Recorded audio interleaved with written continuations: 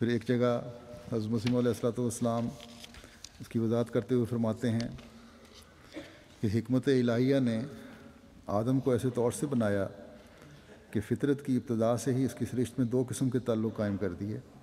یعنی ایک تعلق تو خدا سے قائم کیا، جیسا قرآن شریف میں فرمایا فَإِذَا سَوَّيْتُهُ فَنَفَخْتُ فِيهِ مِن رُوحِي فَقَعُوا لَهُ سَاجِدِينَ.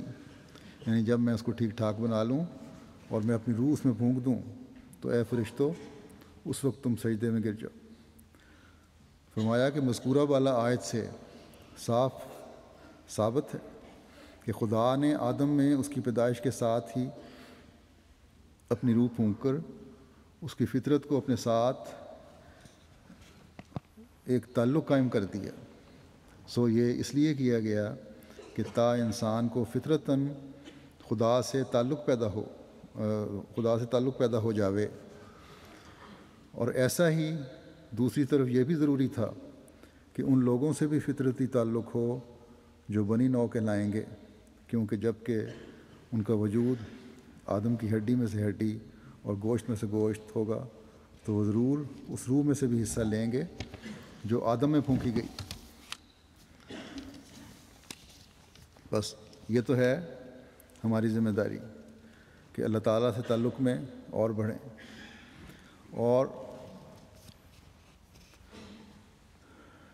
یہ اگر ہمارا تعلق صحیح ہوگا تو یہ جو آدم کی فطرت ہے یہ ہماری فطرت کا خاصہ بن جائے گی. اسی طرح حقوق العباد کی ادائیگی کی طرف بھی توجہ پیدا ہو اور اس مشن کو آگے بڑھاتے جائیں جو حضرت مسیح علیہ الصلوۃ والسلام لے کر آئے تھے. لیکن شیطان کے چیلوں کو تو اللہ تعالیٰ نے جہنم سے بھرنے کا فرمایا ہے. جیسا کہ میں نے کہا مخالفت کی آندھیاں تیز تر ہو رہی ہیں. لاہور میں جو مسجد پر حملہ ہوا ہے اس کی نقصان کی نوعیت ابھی پوری طرح سامنے نہیں آئی، لیکن کافی زیادہ شہادتیں بھی ہوئی ہیں اور زخمی بھی بہت زیادہ ہیں اور بعضوں کی حالت کافی کریٹیکل ہے. دار و ذکر میں ابھی تک پوری طرح صورت واضح حال نہیں ہوئی. پتہ نہیں کس حد تک شہادتیں ہو جاتی ہیں کہ جو جمعے کے لیے آئے ہوئے تھے لوگ. تو بہرحال تفصیلات تو آئیں گی تو پتہ لگے گا، لیکن کافی تعداد میں شہادتیں ہیں.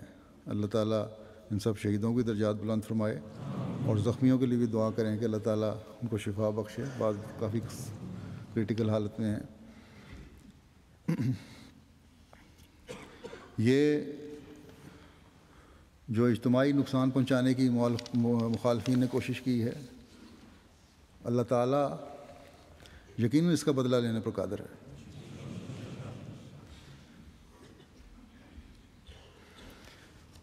کس ذریعے سے اس نے اپنی قدرت کا ہاتھ دکھانا ہے، کس طرح اس نے ان فساد اور ظلم بجا لانے والوں کو پکڑنا ہے، یہ وہ بہتر جانتا ہے.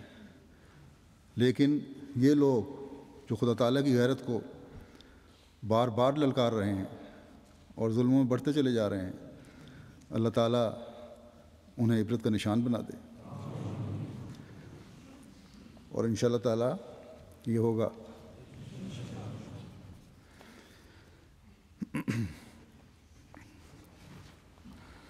جیسا کہ میں نے کہا احمدی اپنی دعاؤں میں مزید درد پیدا کریں. اللہ تعالیٰ ان کے تکبر، ان کی شیطنت، ان کی بڑائی، ان کی طاقت کے زوم کو اپنی قدرتوں اور طاقتوں کا جلوہ دکھاتے ہوئے خاک میں ملا دے. اللہ تعالیٰ احمدیوں کے ایمان اور ایقان میں ترقی دیتا چلا جائے اور یہ ابتلا کبھی ہمارے ایمان میں کمزوری کا باعث نہ بنے. تمام دنیا کے احمدی پاکستان کے احمدیوں کے لیے بہت دعا کریں. آج کل بڑے شدید تنگ حالات ہیں وہاں. اسی طرح مصر کے اسیران کے لیے بھی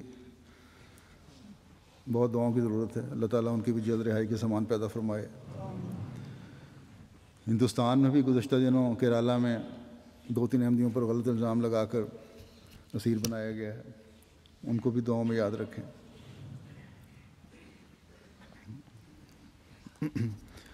اللہ تعالیٰ کے وعدے کے مطابق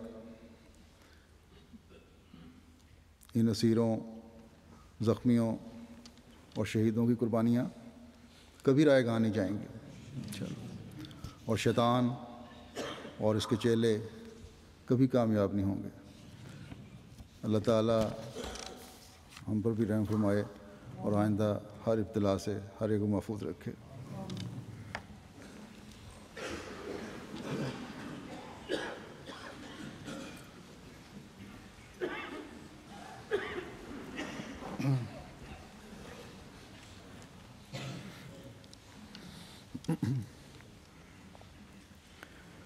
الحمد لله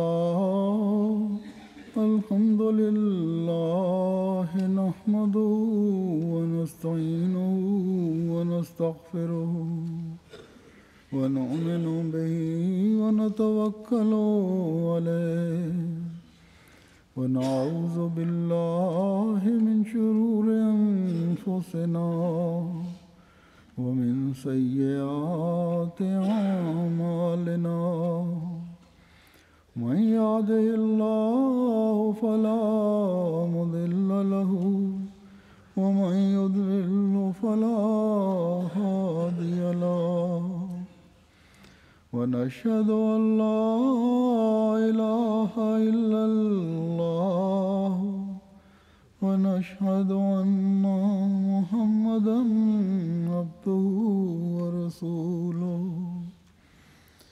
عباد الله رحمكم الله، إن الله يأمر بالعدل والإحسان وإيتاء ذي القربى وينهى عن الفحشاء والمنكر والبغي يعظكم لعلكم تذكرون۔ اذكروا الله يذكركم وادعوه يستجب لكم ولذكر الله أكبر۔